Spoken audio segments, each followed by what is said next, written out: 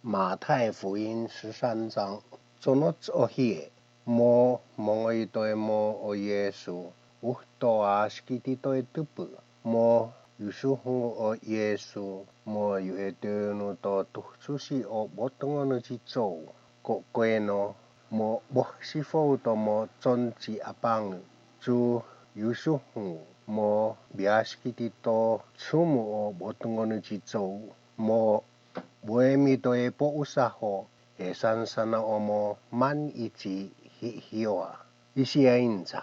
Panto chihichi mo mia poto tutu mo yua foho e apneni o tutu. Neisi e apneni piochi tutu mo swaskiti to tseonu. Isi mei usni to zomu hoana.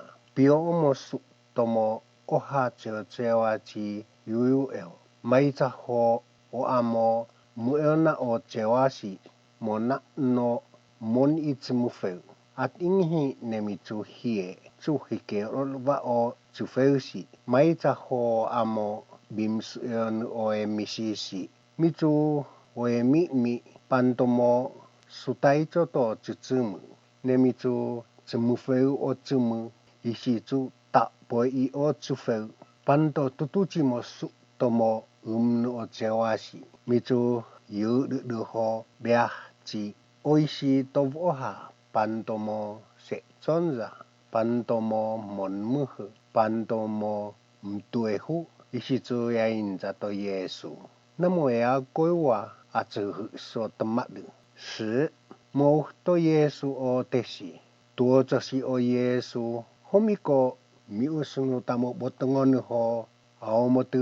mainchi atsuhu titoto e pousa yutinga to Yesu e una no mau to tahungu no momsu no pungene pepe isitu pafenimu o aisi faini tamo botongon maicha io mitu afu upano te fitomo asu sumani pa atenga soho ya angosua io mo afu uka te tas upa onian a ke isi ho e aeza ti einga no mio tan e mio boemi tae po usaho mi usnuta botongonu ho aomotu maita emo botongonu la aiti ho o te honga ta lui ho o te ta hongi e zo te asansana o si laeo zato Isaya aulu mita feangohin isi ainza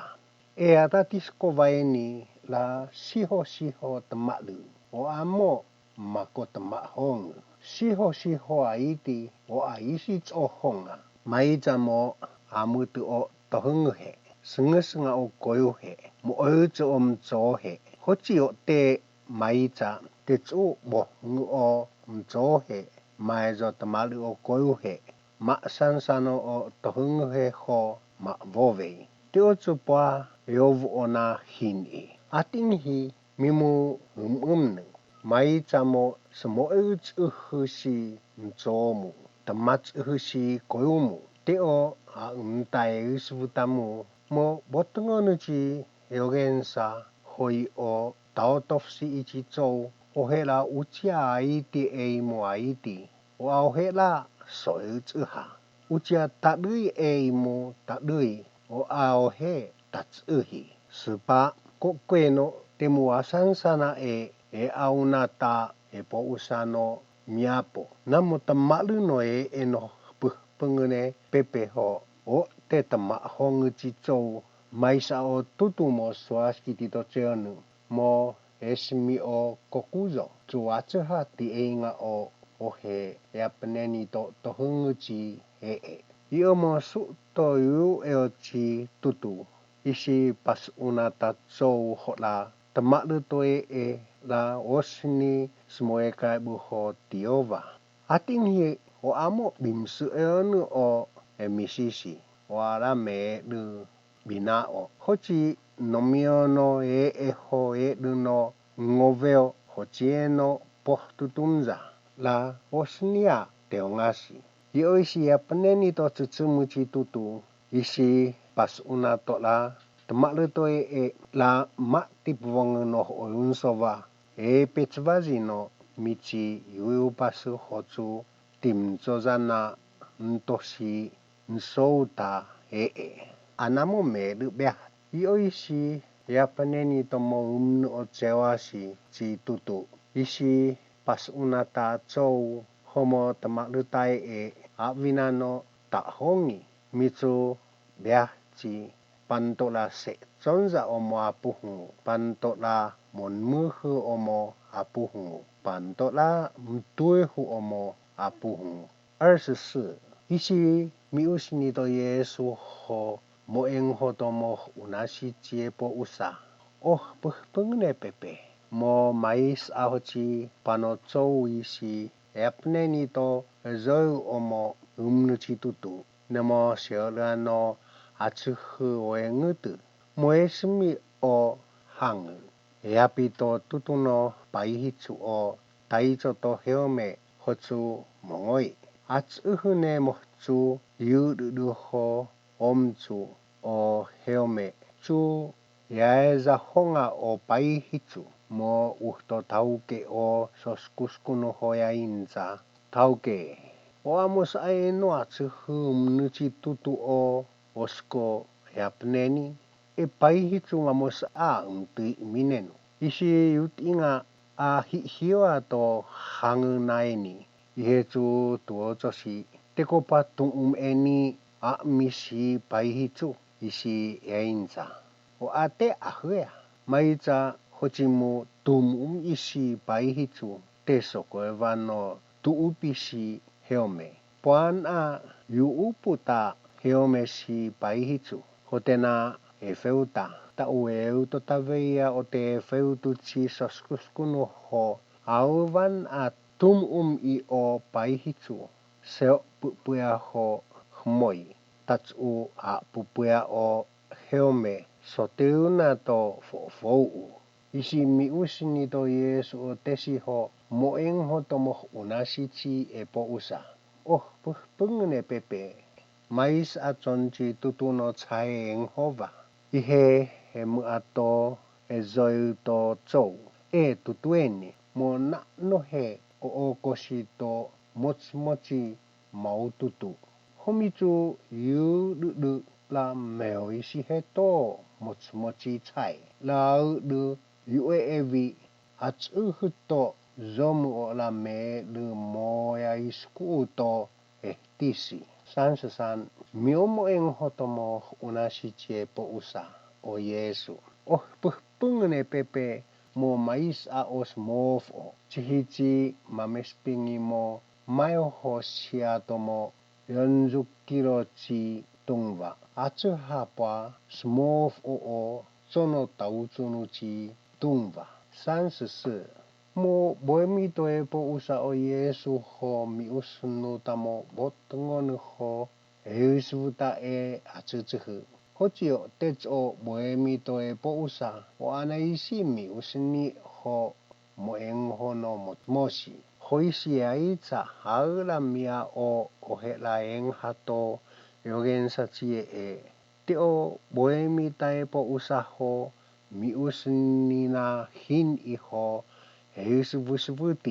eusvuta hin I omo no to efunguchi hioane ohon teai puhpung 36 mo mongoi to botungon o yesu imumu to mo mio vahouso o tesi ho tuochoshi tekon eusvuta mi zo tsumana aus nasi to epo usano paihitsu enja to yesu iomo mia poto umnuchi tutu ai no kochou zoi ai no puhpung o umnuchi tutu zo omo tamausunu to puhpungne pepe chichou o paihitsu zo omo tamausunu to kokuzo chi zo iomo mia poto paihitsu chi hang ai no akuma na efeutu aeno na puesonata puhpung maitan o soskusku no efeutu zo tensi hotatsu notsuhi e puesona tahpuhpungu maitan e. Ola peskuzo te mais a o paihitsu ho umi. Tokseni to puzu ho moi.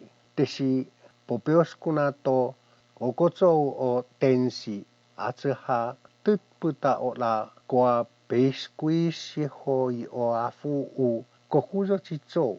Tokseni to pupuzu. Yonto its oho mongsi ho sikiki. Homio o tsou moudu te yonto puhpung to amo pepe te mais a hie ho soe disco. Namoya koiwa atsuhu so tamalu. Sususu oh puhpung ne pepe mo mais a noto e fungu to e zoichi anonua. Panto tsou chi moedu. Isichu fausa. Mitu na no kokai buho pieni o atsutuhushi usaho pini o zoicho. Susu oh puhpung pepe mioma ezo mais a chihichi la amam himhino chi tsou mo bibimino sopepe a chi shinju.